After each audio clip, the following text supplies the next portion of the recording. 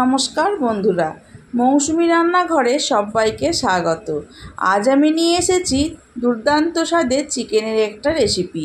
এটা বানানো ভীষণ সহজ এবং খুব কম উপকরণে বানানো হয়ে যায়। ভাত, রুটি, লুচি, ফ্রায়েড রাইস, পরোটা এইসবের সঙ্গে খেতে ভীষণ ভালো লাগে। তাহলে বন্ধুরা চলুন শুরু করি আজকের রেসিপি, চিকেন কারি।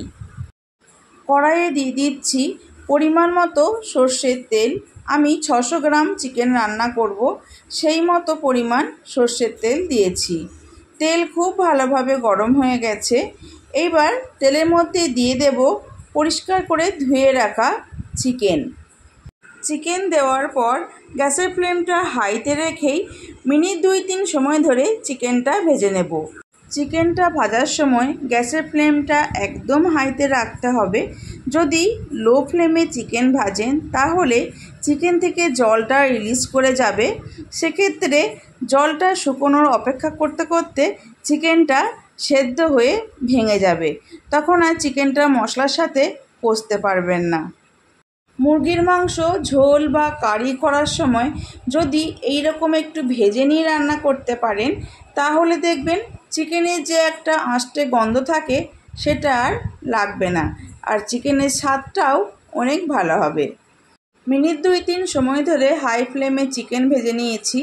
দেখুন চিকেনের কালারটা চেঞ্জ হয়ে গেছে। এই সময় তেল থেকে তুলে নিচ্ছি। তেল থেকে সমস্ত চিকেন তুলে নিয়ে ওই তেলেই দিয়ে দিলাম কুচিয়ে রাখা পেঁয়াজটা হালকা ব্রাউন রং ধরা অবধি ভেজে নেব, খুব বেশি লাল করে ভাজবো না। পেঁয়াজটা ভাজা হয়ে গেছে, দেখুন হালকা ব্রাউন রং ধরেছে। এর থেকে বেশি ভাজার প্রয়োজন নেই। এই সময় দিয়ে দেব 2 চামচ আদা রসুন বাটা। আদা আর রসুনটা আমি আগে থেকেই একসঙ্গে বেটে রেখেছিলাম। আদা রসুনটা দেওয়ার পর 2 মিনিট মতো সময় ধরে নাড়াচাড়া করে নেব। 2 মিনিট মতো সময় ধরে আদা রসুনটা ভেজে নিয়েছি। আদা রসুনের কাঁচা গন্ধ চলে গেছে। এইবার এর মধ্যে দিয়ে দেব গুঁড়ো মশলা।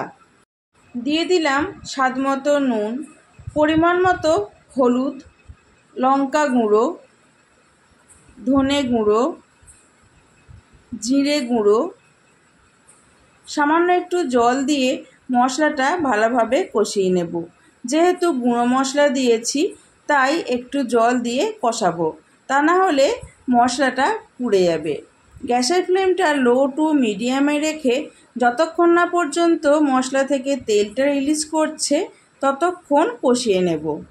মশলা যত ভালো করে কষাবেন রান্নার স্বাদ তত ভালো হবে। লো টু মিডিয়াম ফ্লেমে প্রায় 4 থেকে 5 মিনিট মতো সময় ধরে মশলাটা কষিয়ে নিয়েছি। দেখুন মশলা থেকে তেলটা খুব ভালোভাবে রিলিজ করে দিয়েছে। এইবার দিয়ে দিচ্ছি ভেজে রাখা চিকেন দেওয়ার পর সব কিছু একসাথে 10 থেকে 12 মিনিট মতো সময় ধরে কষিয়ে নেব।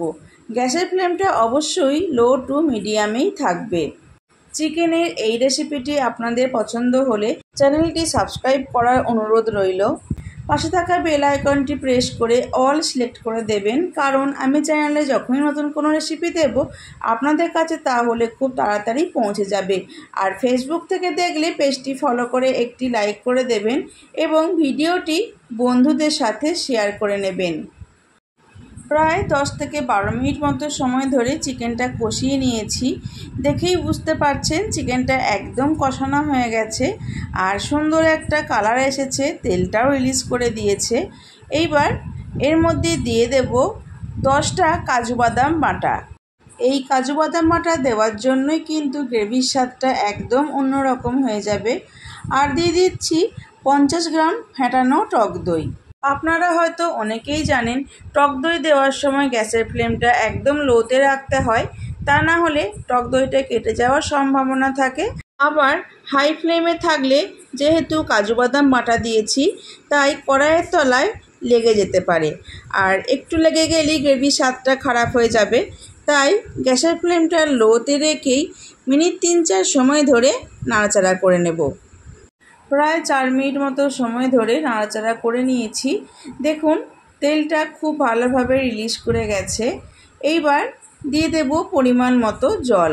যে বাটিটার মধ্যে দই রেখেছিলাম সেই বাটিটা ধুয়ে আমি জলটা দিচ্ছি, তাই এই রকম সাদা দেখাচ্ছে। এটা কিন্তু দুধ ভাববেন না, যেহেতু বাটিটার মধ্যে দই লেগেছিল তাই ওই বাটিটা দিয়েই আমি জলটা দিলাম। জল দেওয়ার পর সব কিছু ভালোভাবে মিশিয়ে নেব। দেখুন গ্রেভিটা ফুটে উঠেছে। এই সময় গ্যাসের ফ্লেমটা একদম লোতে রেখে ঢাকা দিয়ে 5 মিনিট রান্নাটা হতে দেব। প্রায় 5 মিনিট পর ফিরে এসেছি। দেখুন তেলটা ওপরে ভেসে উঠেছে। বন্ধুরা, রেডি হয়ে গেল আমাদের দুর্দান্ত স্বাদের চিকেন কারি। আপনাদের যদি মনে হয় এই সময় একটু গরম মশলা গুঁড়ো দেবেন তাহলে দিতেই পারেন। আমি গরম মশলা গুঁড়ো দিইনি, স্কিপ করে গেছি। এই সময় গ্যাসের ফ্লেমটা অফ করে দিয়ে কিছুক্ষণ স্ট্যান্ডিং টাইমে রেখে দেব। তারপর গরম গরম পরিবেশন করব। আপনারাও বাড়িতে একবার এইভাবে চিকেন কারি বানান আর বাড়ির সকলকে খাওয়ান। তারপর আমাকে জানান রেসিপিটি আপনাদের কেমন লাগলো। আশা করছি আজকের রেসিপিটি আপনাদের ভালো লাগবে। আজকের মতো এই পর্যন্ত। আমি আবার আসবো অন্য কোনো রেসিপি নিয়ে। ভালো থাকবেন, সুস্থ থাকবেন। ধন্যবাদ।